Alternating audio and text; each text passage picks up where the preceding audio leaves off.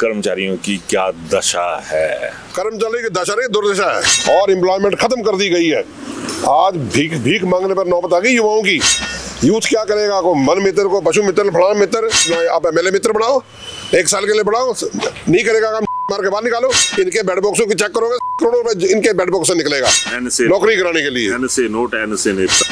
एक grade pay वाला वो क्या सीन है बढ़कर? इन दोनों पार्टियों को मिट्टी में मिला दो। इनको वोट मत दो, आजाद दो या नोटा को वोट दो। इनको नंगा करो नेताओं को। इनकी प्रॉपर्टी सार्वजनिक होनी चाहिए। डकैती कर रहे हैं नेता। ये कांग्रेसी और बीजेपी एक थैली के चट्टे बट्टे है ना। अब वो चट्टे बट्टे नहीं है, एक ही बट्टा है ये चट्टा चुट्टा खत्म हो गया। अब ऐसे बीजेपी बड़ा शोर मचाती है कि जी ये हो गया वो हो गया, जब इनके अपने तनख्वाह बत्ते बढ़ते हैं ये भी बढ़ाते हैं। अगर ये दूध के धुले होते, जयराम सरकार तो डबल इंजन की सरकार थी, माननीय मोदी जी का बड़ा आशीर्वाद था, तो 1% वोट से कैसे हार गए? वो हिमाचल से सोच रहे होंगे सुखों के निकम्मेपन के कारण आप सत्ता में आ जाओगे तो ऐसा ना होगी। यहाँ बहुत बड़ी बात कह दी कौल साहब, बहुत बड़ी बात कह दी कौल साहब। आपको करार क्यों नहीं आता कभी किसी बात पे? हमेशा भड़के भड़के भड़के। अरे भट्ठा बैठ गया। और ये तो मैं समझता हूँ भट्ठा किसने बिठाया? दोनों सरकार के मुख्यमंत्री ने। कौन है नाम? जयराम ठाकुर और सुखविंदर सिंह सुक्खू। 1992-93 में जब शांता जी मुख्यमंत्री थे तो था मैं आने वहीं पे लगा। 1 रुपए का लोन नहीं था, कर्जा। आम आदमी को इस लोन का कोई फायदा मिला है? 16 से ऋण नहीं दिया कर्मचारियों को। अपनी तो तनख्वाहें बढ़ा रहे हैं। शर्मा जी को डूब मरना चाहिए। और नेता अमीर कैसे हो रहे? मुझे गरीब बताओ कोई नेता। आंखें डाल के क्यों बोल रहे हो? सरकार की आंखों में आंखें डाल के। आपकी सरकार भी मोटी चमड़ी की थी ना, आप भी बीजेपी माइंडेड हो। बिल्कुल है ना, बिल्कुल। शांता जी के चेले हो। झुकारी हो, चाहे वो प्रेम कुमार धूमल थे और चाहे वो जयराम ठाकुर है, चाहे वो विक्रमा ये है। शांता जी के आगे तो झुके थे ना। शांता जी हैं, हमें नजर आ जाता है। प्रेम कुमार धूमल के घर पर भी उनके पास भीड़ जमा रहती है। शांता जी को 75 साल की उम्र का झटका दे दिया था। हालांकि शांता कुमार जी आज भी पूरे फिट है। आज भी फिट है ना। शांता जी ने ये बोला है कि मोदी जी आप भी 75 साल के हो गए 2 दिन पहले। जिस विधायक को कांग्रेस ने मंत्री नहीं बनाया वो बीजेपी में पलटी मार गया। पलटी मार के पलटी मरवाई किसने फिर? है वो मजबूरी में आया ना। शांता जी का आशीर्वाद शर्मा जी के ऊपर पूरा है कि मान लिया सुखविंदर सिंह सुक्खू खोटे हैं, आप कितने से खरे हो? आप में भी तो मिलावट हो गई। अब तो वैसे ही देखो 150 एमपी पार्लियामेंट में कांग्रेस के हैं। कर्मचारी संगठन समूह के लोग आए और अपने हाथ में सरकार बनवाए।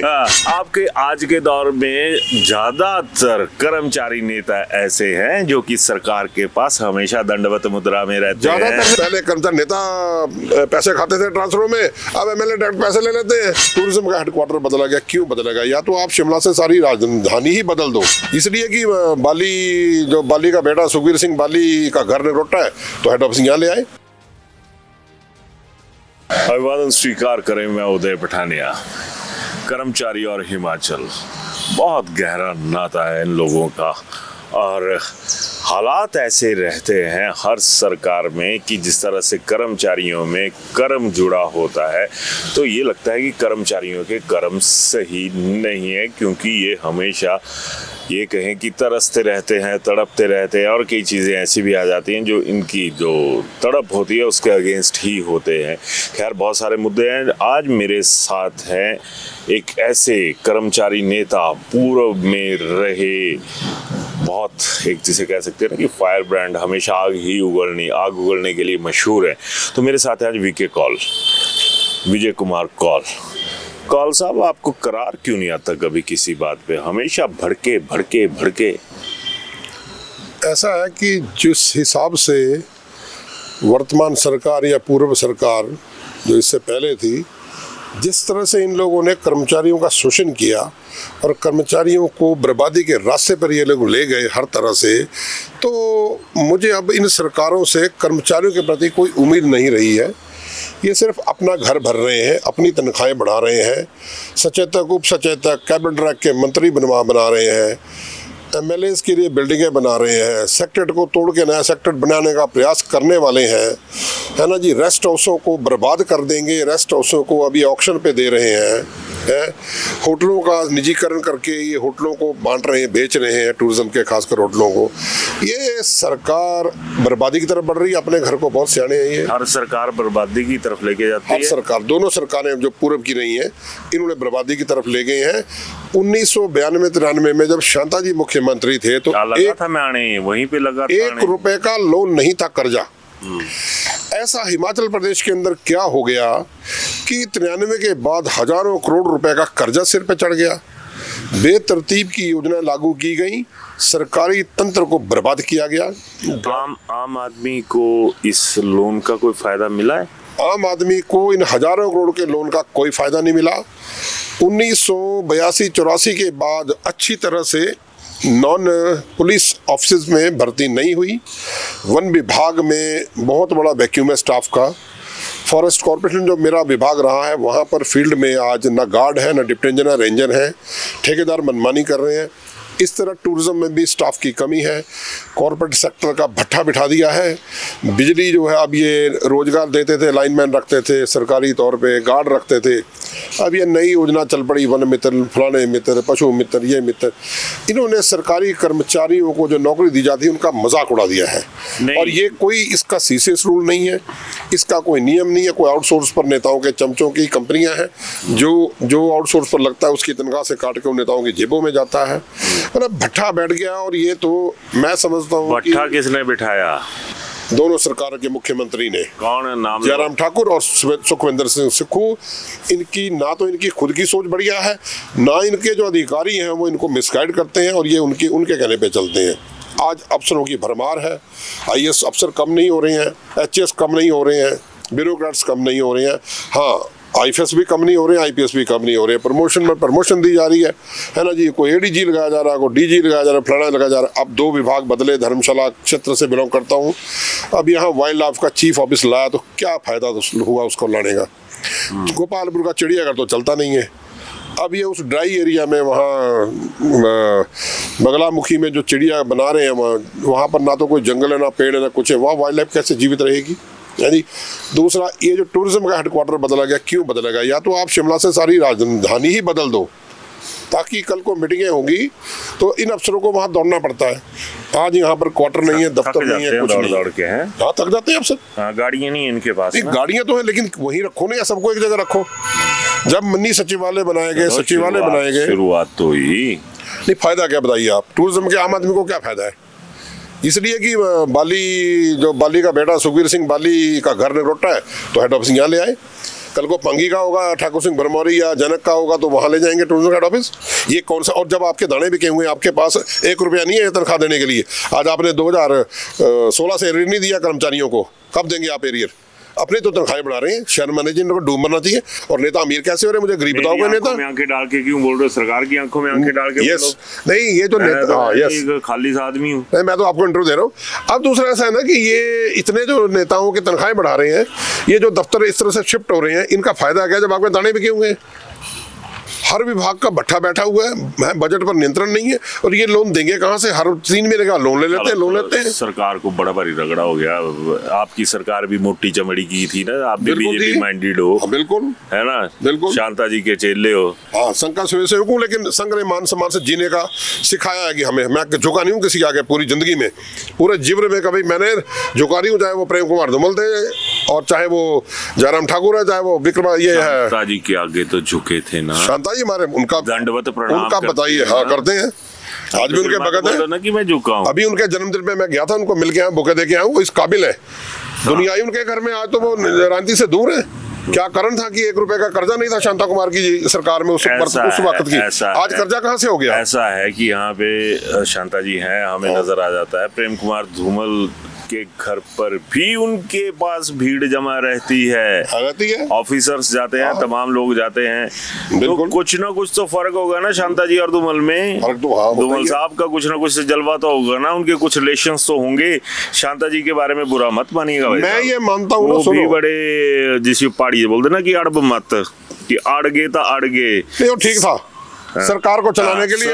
हाँ, जैसे मोदी जी आज राज कर रहे हैं ना, वो भी अपने हिसाब से राज कर रहे हैं। और बड़ा अच्छा उनका एक मंत्रिमंडल, पढ़े लिखों का मंत्रिमंडल समूह है जिसमें वो सलाह से काम चलता है। अच्छा, एक बात बताओ, शांता जी को 75 साल की उम्र का झटका दे दिया था। हालांकि शांता कुमार जी आज भी पूरे फिट हैं। आज भी फिट है ना। शांता जी ने ये बोला कि मोदी जी आप भी 75 साल के हो गए 2 दिन पहले, है ना, आपके लिए नियम कहाँ गए बताओ? नहीं, आप उनके बड़े भारी करीबी हैं। प्रदेश ऐसा बयान हूँ नहीं मैं। आया शांता जी नहीं, का? मेरी बात सुनिए, हाँ। मैं प्रदेश सरकार का कर्मचारी नेता रहा हूँ। देखो ना तो मुझे बीजेपी ने टिकट दी एमएलए की, ना कांग्रेस ने देनी, क्योंकि अब नोटों का खेल हो गया है। जो नेता 2 करोड़ 3 करोड़ किसी पार्टी को दे जाएगा उसको टिकट मिल जाएगी। ऐसा ही होता है, धर्मशाला में ऐसा ही हुआ है। जिस विधायक को कांग्रेस ने मंत्री नहीं बनाया वो बीजेपी में पलटी मार गया, आज वो उसको वहां मंत्री बनाएगा तो वहां चला जाएगा। बहुत बड़ी टॉपिक छेड़ा आपने। हाँ जी। पलटी मार के, पलटी मरवाई किसने फिर? नहीं, उन्होंने अपने मतलब के लिए मारी। आपका बीजेपी वालों का कोई रोल नहीं ना, था? बीजेपी का कोई रोल नहीं है। आज इतना दुख क्यों हो गया आपको? मैं तो पसंद नहीं करता हूँ भाई, अगर आपके पास चला गया तो पहले बोलना था ना कि हमारे पास मत आओ। कौन है? वो मजबूरी में आया ना। शांता जी का आशीर्वाद बीजेपी के पास शर्मा जी के ऊपर पूरा है। नहीं, वो हो ना हो, वो कौन पूछता है? कोई नहीं है सूर्य शर्मा जी के ऊपर शांता जी का आशीर्वाद। वो तो ऊपर से दिल्ली में जाके ही मैनेज हो गया सब कुछ, और वहां से टिकट इधर को हो गई। अगर इनको मंत्री बनाते हैं सुखू जी तो ये आज कांग्रेसी होते हैं। इनके पिता कांग्रेसी रहे हैं, वो आज बीजेपी में आ गए हैं। अब आप बताओ, उनको बीजेपी का एबीसी नहीं आता। अब सुधीर भाई जीत जाते हैं 2027 में और आपकी सरकार आ जाती है, तो क्या हक बनता है ना फिर सुधीर शर्मा का? वो ऐसा है ना कि जो सुखू जी जो काम कर रहे हैं, जो कार्यकलाप है उनके, मुझे लगता है 60 सीटें ना बीजेपी की जीत जाए। वो अरे करे नतू करे भी जीत जाएंगे। मैं ना सुखू सरकार की तरफ हूँ ना मैं बता रहा हूँ। आपके हालात भी ऐसे हैं भाई साहब कि एक बहुत बड़ा वैक्यूम है बीजेपी के अंदर। इस बात को क्यों नहीं मान रहे? मैं उसी चीज पे आता हूँ कि मान लिया सुखविंदर सिंह सुक्खू खोटे हैं, आप कितने से खरे हो? आप में भी तो मिलावट हो गई। अब कौन सा भेद है बीजेपी में? हमारे भी अब नोटों वाले हो गए। अब हमारे भी नेता जो है वो जेब से भारी हो गए हैं। वो सब पैसे का खेल है। और अब वो कहाँ रहा कि जो संघ का कैडर है, जो कैडर वाला लेता है, कोई जनसंघ के परिवार वाले घर में बैठे हुए हैं जो जनसंघी थे एक जमाने में, उसी तरह से भारतीय जनता पार्टी का कैडर तो खत्म कर दिया इन्होंने। अब तो वैसे ही देखो 150 एमपी पार्लियामेंट में कांग्रेस के हैं, लगभग 158 के करीब। तो बीजेपी में कांग्रेसी आगे हुए हैं। ए भी टीम है, बीजेपी कांग्रेस दोनों। और मैं ये चाहता हूं, अभी मेरे पास फाइनेंशियल सपोर्ट नहीं है, मैं चाहता हूं कि जिला मुख्यालय पे सभी कर्मचारी नेताओं को चुनाव लड़वाया जाए और हम इंडिपेंडेंटली 12 या 13 सीटें लेके कर्मचारी संगठन समूह के लोग आए और अपने हाथ में सरकार बनवाएं। खुद तो ताकि हम यार सुन लो मेरी बात, कौन सा बेकरार मत हो जाओ रगड़े के। आपके आज के दौर में ज्यादातर कर्मचारी नेता ऐसे हैं जो कि सरकार के पास हमेशा दंडवत मुद्रा में रहते हैं। ज्यादातर नहीं है, सभी कर्मचारी नेता जो है वो पिट्ठू है सरकार के। और कर्मचारी नेताओं में वो दम नहीं जो हम एक जमाने में मारोड पे चलते थे, सीआईडी हमारे पीछे चली होती थी। आज उन कर्मचारी नेता पहले जिंदाबाद करते हैं, फिर मुख्यमंत्री आ जाते हैं, फिर हार बनाते हैं। ऐसे नहीं होती लीडरी। हमने ठोक जाकर लीडरी की है और केस भुगते हुए आज भी भुगता हुआ है और अब बरी भी हुआ हूँ मैं सभी केसों में। तो बात है कर्मचारी संगठन का बहुत बड़ा क्यों है, चमचागर्दी हो गई है। पहले कर्मचारी नेता पैसे खाते थे ट्रांसफरों में, अब एमएलए डायरेक्ट पैसे ले लेते हैं। वो दोनों का ये हाल है, सभी पार्टी वही हाल है। आज कॉल साहब बिल्कुल उस मूड में आ गए हैं कि मैं सबको कॉल करार याद दिलवा देने। खैर, कर्मचारियों वाली बात चल रही थी। आज की डेट में कर्मचारियों की क्या दशा है? कर्मचारी की दशा नहीं, दुर्दशा है। कई कर्मचारी 25-25 साल से हेडक्वार्टर में बैठे हैं, उनकी ट्रांसफर नहीं होती है। एक कर्मचारी की 6 महीने बाद ट्रांसफर हो जाती है। कोई ट्रांसफर पॉलिसी नहीं है। हमने गोस्वामी जी से एक बार मीटिंग करवाई थी, तुमुल जी ने चीफ सेक्रेटरी थे, हमने उनसे मीटिंग में कहा, हमने कहा जी आप 12 डिस्ट्रिक्ट है, एक रूल बना दो, हर कर्मचारी को 3 साल एक जिला में काम करना है। 12-36 जो बचेगा उसके होम डिस्ट्रिक्ट में लगा देना। लेकिन फिर नेताओं के बाद ट्रांसफर कौन बंदा जाएगा? नहीं की पॉलिसी नहीं बनाई गई। गोस्वामी जी पे कुर्सी उठ के चले गए सेक्रेटरी में। बनाए ना पॉलिसी नहीं बनाते हैं, ट्रांसफर करा के करते हैं और बाद में ट्रांसफर में पैसे खा जाते हैं। मोटा चलता है, ये गोपाल ब्रह्म से चल रहा है। पहले नेता खाते थे, अब एमएलए खा रहे हैं। बहुत बड़े आरोप। अब तो अधिकारियों की पोस्ट में 1 लाख 2 लाख 3 लाख चल रहा है। अब तो पंजाब वाला हाल हो गया और रगड़ देने झारखंड का, छत्तीसगढ़ का अब वो चल रहा है जैसे छत्तीसगढ़ झारखंड बिहार में होता था ना। ये जंगल राज है, वो बिहार वाला नहीं है, हिमाचल में जंगल राज है। कर्मचारियों के लिए तो जंगल राज है ही। और एम्प्लॉयमेंट खत्म कर दी गई है। आज भीख मांगने पर नौबत आ गई युवाओं की। यूथ क्या करेगा? को मन मित्र, को पशु मित्र, फलाना मित्र, ये क्या आप एमएलए मित्र बनाओ, 1 साल के लिए बढ़ाओ, नहीं करेगा काम मार के बाहर निकालो। जनता को बेवकूफ बनाते हैं। कितने अमीर सब अपने, जितने भी बीजेपी कांग्रेस के नेता एमएलए हैं, वो अपनी संपत्ति पहले सार्वजनिक करें कि बैंक में कितना पैसा है और बेड बॉक्स में कितना रखा हुआ है। इनके बेड बॉक्सों की चेक करोगे, करोड़ों रुपए इनके बेड बॉक्स से निकलेगा। ये देशभक्त नेता हुआ करते थे, वो मर गए देशभक्त नेता। ये तो नोट कमाने के लिए नेतागिरी करते हैं। अपने घर बार भाई NSA नौकरी कराने के लिए। NSA नोट NSA नेता। हाँ, ये नेता हो गए। अब इस रातों रात अमीर होने का सबसे बड़ा धंधा है नेतागिरी, जिसमें बस अच्छा। झूठे वादे करने होते हैं। अच्छा, अब ना एक ना हाई ग्रेड फीवर होता है ना कि बड़ा बुखार आ गया, एक हाई ग्रेड पे वाला, वो क्या सीन है बड़का जी? भाई साहब, ग्रेड पे हर जगह मिलती है, सभी राज्यों में मिलती है।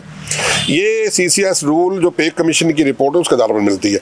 एक ग्रेड भी क्यों बंद की जा रही है? अपनी तनख्वाह तो आप ग्रेड पे को मारो गोली डबल कर दे रहे हैं, ट्रिपल कर दे रहे हैं। कर्मचारियों का ग्रेड पे अगर काटी गई तो मैं कर्मचारियों से आह्वान करूंगा, इन दोनों पार्टियों को मिट्टी में मिला दो, इनको वोट मत दो, आजाद दो या नोटा को वोट दो। या अगर कर्मचारियों की पार्टी कोई बनी तो उन कर्मचारी नेताओं को वोट दो, चाहे वो हार जाए कोई बात नहीं। इनको नंगा करो, नेताओं को। इनकी प्रॉपर्टी सार्वजनिक होनी चाहिए। डकैती कर रहे हैं नेता, डाकू बने हुए चंबल के हमारे नेता सारे के सारे। नहीं, सब हाल है। एक सवाल पूछूं, ये कांग्रेसी और बीजेपी एक थैली के चट्टे बट्टे है ना, अब वो तब क्यों नहीं होते? चट्टे बट्टे नहीं है, एक ही बट्टा है ये चट्टा चुट्टा खत्म हो गया। अब ये हो गया एक ही बट्टा है, जिसमें आधा बट्टा जो है वो बीजेपी का, आधा कांग्रेस का है।